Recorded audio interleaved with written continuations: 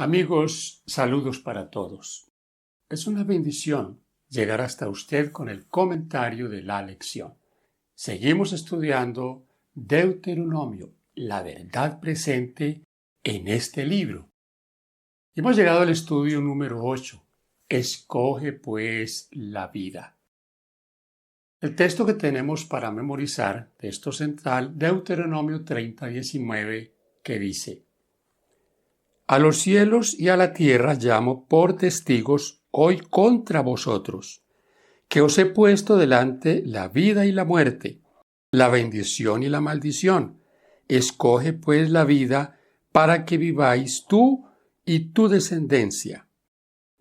Uno de los asuntos que más interesa al ser humano es su apariencia, su vida, prolongar su vida. Pero prolongarla en un estado agradable, atractivo.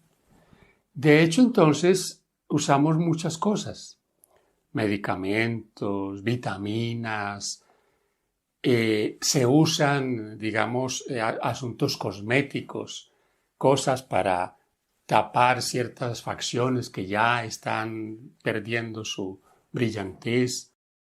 ¿Cuántas cosas se hacen para aparentar estar joven? ¿Saben que este siempre ha sido, como les he dicho, la preocupación del ser humano? Tratar de verse mejor e encontrar posiblemente, como en el caso de la historia que tenemos en la introducción, de la joven que quiso que se conservara parte de su cuerpo para que cuando se descubriera el asunto de la muerte, cuando se pudiera solucionar ese problema, volvieran y la trajeran a la vida. Vamos a estudiar esta semana acerca de estos puntos. ¿La vida dónde está? ¿Tenemos nosotros vida o está la vida en quién? Por supuesto, la respuesta la tiene usted. La vida está en Cristo. Sin Cristo no hay vida. Un día no tendremos que usar ningún tipo de cosas para estar bien, estar rozagante, con un color de piel hermosa, porque la vida nos será devuelta como Dios lo había planeado allá en el huerto del Edén. Así que, bienvenidos. Lección para el día domingo: el árbol de la vida, que aparece en el capítulo 2 de Génesis, versículo 8 y 9. Qué interesante que este árbol vuelve a aparecer en la restauración de todas las cosas. Aparece en Génesis y en Apocalipsis capítulo 22, versículos 2 y 14. También está ahí en Apocalipsis 2, 7. Este árbol, que es el árbol al que Dios evita que ellos lleguen después del pecado. ¿Por qué Dios no permitió que ellos comieran de ese árbol y los sacó del huerto? Porque hubiesen sido pecadores inmortales. ¿Saben ustedes que este es una promesa del Señor? Y es la promesa de que se comerá del árbol de la vida, que tendremos derecho a él y que ese árbol da 12 frutos diferentes en el año. Cada mes da su fruto. Vamos a mirar una lectura en cuanto a este asunto para que nos ayude a comprender mejor de qué se trata. En medio del Edén crecía el árbol de la vida, cuyo fruto tenía el poder de perpetuar la vida. Si Adán hubiese permanecido obediente a Dios, habría continuado gozando del libre acceso a ese árbol y habría vivido eternamente. Pero, en cuanto hubo pecado, quedó privado de comer del árbol de la vida y llegó a quedar sujeto a la muerte. La sentencia divina, polvo eres, y al polvo volverás, señala a la completa extinción de la vida. Conflicto de los siglos, página 523. Esta fue entonces la pérdida que ellos tuvieron. Ahí ya comenzó a deteriorarse su físico, su vitalidad. Aquí nosotros debemos elegir entre la vida o la muerte. La elección está al alcance de cada ser humano. Cada uno tiene la oportunidad de elegir. Por eso es que es tan importante la predicación.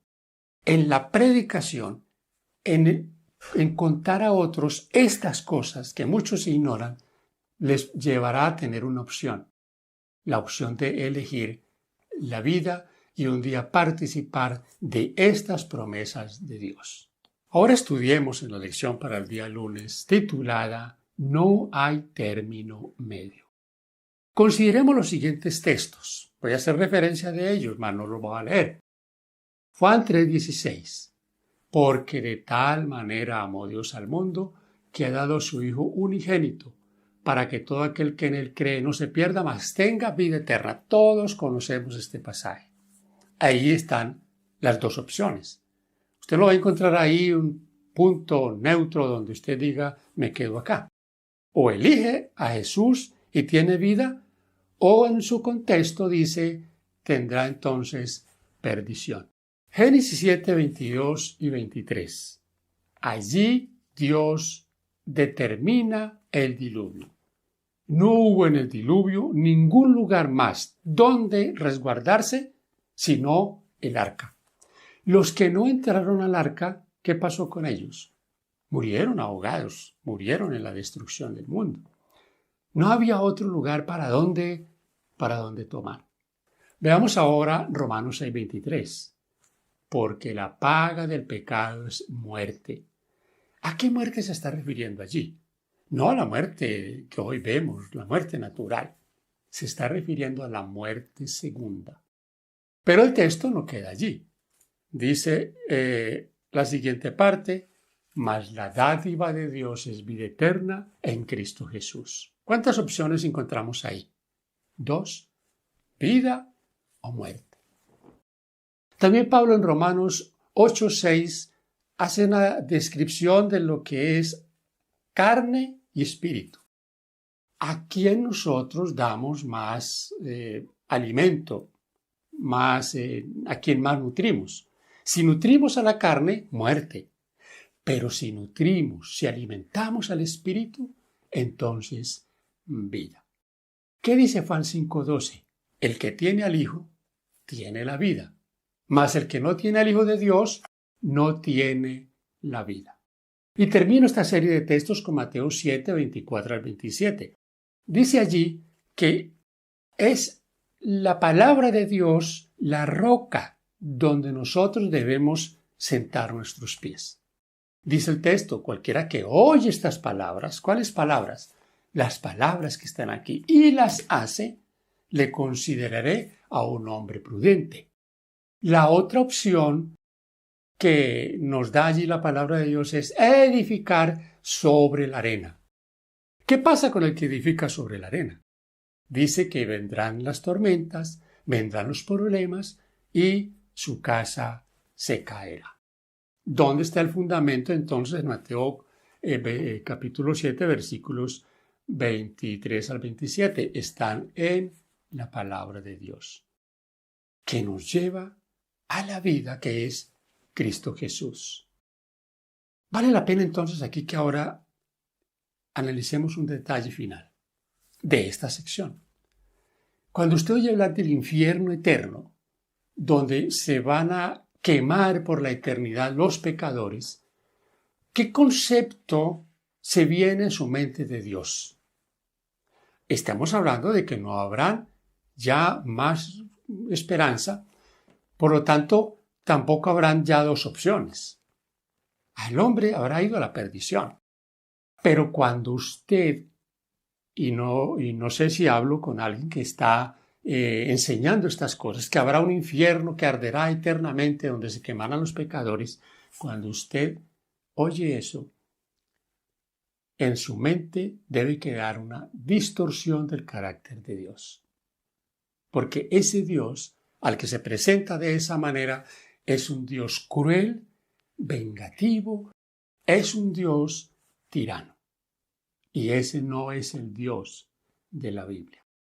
Por supuesto que habrá un castigo, porque la acusación de los que defienden el infierno es que los adventistas decimos que no hay castigo, que va a quedar todo así como si nada hubiera pasado. No. Eso no lo enseñamos.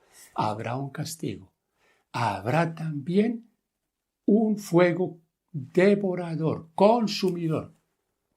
Pero finalmente, del sistema de pecado y del pecador no quedará absolutamente nada. A ese Dios es el que nosotros predicamos. ¿Ven ustedes, mis hermanos? ¿Cuántas opciones entonces encontramos en lo que hemos repasado en esta parte? 2. ¿Cuál debemos elegir? La vida. Sección para el día martes. La vida y el bien. La muerte y el mal.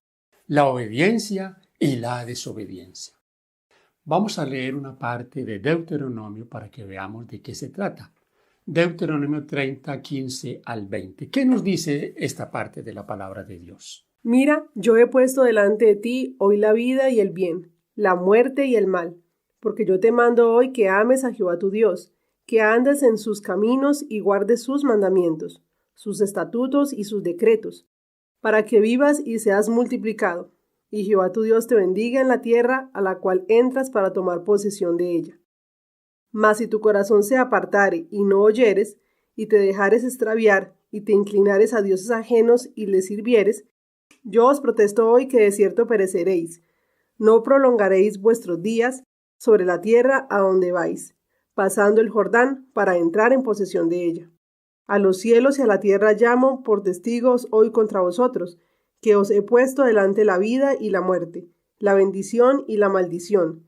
Escoge pues la vida, para que vivas tú y tu descendencia, amando a Jehová tu Dios, atendiendo a su voz y siguiéndole a él, porque él es vida para ti y prolongación de tus días, a fin de que habites sobre la tierra que juró Jehová a tus padres, Abraham, Isaac y Jacob, que les había de dar. ¿Notó usted la invitación del Señor? Escoge pues la vida. Este era un asunto que Dios había dicho a Adán y Eva. O sea, le fue dado a Adán y Eva. Escojan la vida, crean lo que yo les digo. Tomen de cualquier árbol del huerto, menos de este. Era la opción que ellos tenían para mostrar su obediencia al Señor. No hay la misma situación para nosotros hoy. Quiero hacer un pequeño comentario en cuanto a la parte que estudiamos para el día domingo y la quiero introducir en esta sección. Allí dice que nosotros no elegimos nacer aquí. Tampoco Adán eligió nacer. Hay una idea de que todo ser humano que está aquí en este mundo fue porque Dios lo trajo al mundo, porque Dios le dio la vida. Recuerden ustedes, Dios dio la orden a Adán y Eva de multiplicarse, que se multiplicaran sobre la tierra. Pero esa multiplicación tenía en ellos la opción de hacerlo o de no hacerlo. Dios había colocado en la mujer un sistema de planificación natural. Cada ser humano debe decidir si tiene hijos o no los tiene. Porque si nosotros creyéramos que todo ser humano que está aquí es porque Dios lo trajo acá, entonces ¿dónde queda la libertad del libre albedrío? Y estaríamos diciendo también que todos los que han nacido en este mundo por causa de adulterios, de fornicaciones, de violaciones, de toda clase de desafueros del ser humano, entonces fue voluntad de Dios. Dios mandó a los hombres a cometer actos impuros. Dios mandó a otros a violar, a hacer todo tipo de vejámenes. Por supuesto que no. Por lo tanto, esos seres humanos han nacido por causa de esos actos. Pero estando aquí, ellos tienen la opción de elegir vida en Cristo Jesús. ¿Qué es esto, mis hermanos? Gracia de Dios. Dios nos da esa gracia. Ahora usted podría decirme y pensar, bueno, y entonces todos están aquí porque fueron los hombres los que decidieron, Dios no ha decidido nada. No, en muchos casos Dios decide cuando es engendrada una criatura, Dios decide con ella tiene con ella un plan, como lo tuvo con tantos hombres. Y el plan se cumplió de acuerdo también a que esos hombres y mujeres fueran obedientes a los mandatos divinos. Esta sesión la termino con lo siguiente. ¿Dios castiga? o nosotros sufrimos las consecuencias de nuestros actos. ¿Saben ustedes? Muchas cosas malas que nos suceden, tenemos que reconocer, son consecuencia de nuestros actos. ¿O no es así? Claro que sí. Pero a pesar de todo eso, en su misericordia y en su gracia, Dios está ahí para levantarnos, sostenernos, para guiarnos. Lastimosamente, a Dios le culpamos de todo. Los seres humanos culpan a Dios de todo. Cuando pasa una catástrofe, algunos dicen, es la voluntad de Dios. Cuando alguien le quita la vida a otro, era la voluntad de Dios. Es un concepto equivocado de esas cosas que muchas son circunstanciales y que tenemos que aprender a vivir con ellas. Estamos ahora en la parte de la lección para el día miércoles. No es demasiado para ti. Dios no nos ha pedido a nosotros cosas que no podemos hacer. No es difícil vivir la vida cristiana. ¿Dónde está la dificultad? La dificultad está en nosotros, en nuestra actitud. La actitud negativa de que no podemos. Usted escucha con frecuencia a la gente que estudia la Biblia decir que la ley de Dios nadie la puede guardar. Y cuando hacemos con ellos un balance mandamiento tras mandamiento de cuál no se puede guardar, encuentran que sí es posible hacer estas cosas para honra y gloria de Dios. Deuteronomio 31 al 10 nos muestra lo que es la invitación de Dios a la obediencia, la restauración que Dios quiere hacer en cada uno de nosotros, que está condicionada, como hemos venido estudiando en estas lecciones, a la obediencia, a que nosotros pongamos por obra las palabras de Dios. Obediencia, desobediencia. Ese siempre es el derrotero marcado en Deuteronomio. La invitación siempre de Dios a que miremos sus estatutos y los pongamos por obra. Debo hablar aquí un poquito de lo que es la gracia, pero es que hay una gracia que nosotros tal vez la calificamos como una gracia barata. No tengo que hacer absolutamente nada. No tengo que hacer nada. Aquí viene a mi mente eso de el cristiano pasivo. Cristiano que no hace absolutamente nada. Que considera que él no se va a ganar la salvación, por lo tanto, él no tiene que hacer nada. No hay pasividad en un verdadero cristianismo. El cristiano siempre está en actividad. Y esa actividad no es una actividad que no tiene en sí ningún acto. No, esa es un asunto que llevamos a la práctica. Como dice el apóstol Santiago, muéstrame tu fe sin obras, y yo te mostraré mi fe por mis obras. Hermano y amigo querido, lo que Dios nos ha pedido es algo que nosotros podemos hacer.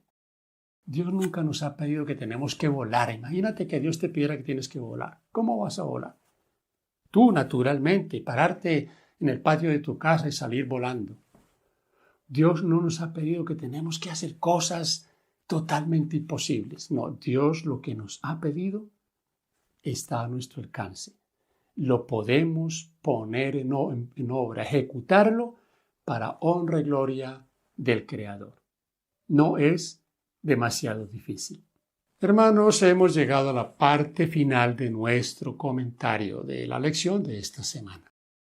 Está titulado Una cuestión de adoración. El asunto aquí es adoración. Consideremos los siguientes textos. Deuteronomio 4, 19 y 30, 17 nos amonesta a que no miremos al cielo y entonces pongamos todas esas cosas como más importantes que Dios. Que eso es lo que ha pasado a lo largo de la historia. Adorando los astros, adorando el sol, adorando la creación. Es lo que dice en Romanos 1. Dejando al Dios creador y adorando la criatura.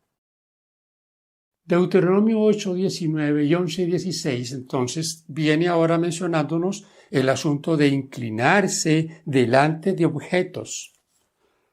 Y aquí hago un comentario en cuanto a lo que son las imágenes. Por ejemplo, en el catolicismo, cuando usted habla con un sacerdote, le dice, nosotros tenemos imágenes, pero no las adoramos.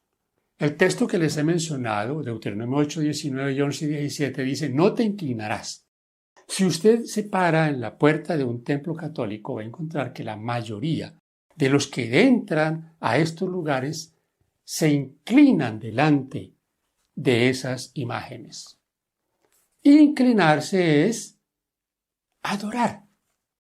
¿Recuerdan ustedes los 3 jóvenes hebreos allá en Daniel, a los que se les pidió, Daniel capítulo 3, que tenían que adorar una imagen, postrarse delante de ella, inclinarse delante de ella? Pues ellos no se inclinaron, ni siquiera por disimular, porque ellos habían podido decir, inclinémonos un poquito, agachémonos, hagámonos aquí los que no es con nosotros. No, ellos dijeron, no haremos eso. No haremos la más mínima intención de hacerle una venia a esa imagen. Dice Deuteronomio 4, 24 y 5, 9 que Dios es celoso. Por eso Dios nos pide que a Él lo pongamos en primer lugar. Les he mencionado Daniel capítulo 3, el asunto de la adoración a la imagen de Nabucodonosor. Ahora les recuerdo que eso está conectado con Apocalipsis capítulo 13. En Apocalipsis 13 también habrá la invitación a adorar una imagen. No va a ser una imagen literal como la imagen que Nabucodonosor erigió allá en Daniel 3. Pero habrá una imagen a la que se le va a postrar todo el mundo. Finalmente, entonces, el conflicto es adoración. ¿A quién adoramos y cómo nosotros lo adoramos? Debemos elegir y elegir lo mejor. Elegir siempre adorar al que es digno de adoración, a Dios el Creador. Tanto en aquella época como ahora, a todos se nos permite elegir. La palabra clave aquí es elección, a diferencia de un sector del cristianismo que plantea que, aún antes de que nazcan las personas, Dios predestinó a algunas de ellas no solo a perderse, sino incluso a arder en el infierno para siempre. Las Escrituras enseñan que nuestro libre albedrío, para vida o muerte, bendición o maldición, el bien o el mal, determina qué triada, vida, bien, bendición o muerte, mal y maldición enfrentaremos en última instancia. Y qué bueno es saber que incluso si alguien toma la decisión equivocada, el resultado es la muerte eterna, no el tormento eterno en el lago de fuego interminable. Porque la paga del pecado es muerte, mas la dádiva de Dios es vida eterna en Cristo Señor nuestro. Romanos 6:23. Mientras que la vida es la heredad de los justos, la muerte es la porción de los impíos. Moisés declaró a Israel: Hoy te doy a elegir entre la vida y la muerte, entre el bien y el mal. Deuteronomio 30:15. La muerte de la cual se habla en este pasaje no es aquella a la que fue condenado Adán, pues toda la humanidad sufre la penalidad de su transgresión. Es la muerte segunda, puesta en contraste con la vida eterna. Conflicto de los siglos, página 532. Llegamos, mis queridos hermanos y amigos, al final de nuestro repaso. ¡Qué bendición tener estos comentarios! ¡Qué bendición poder ver esa relación entre la vida y la muerte y tener la opción de escoger y de escoger lo mejor!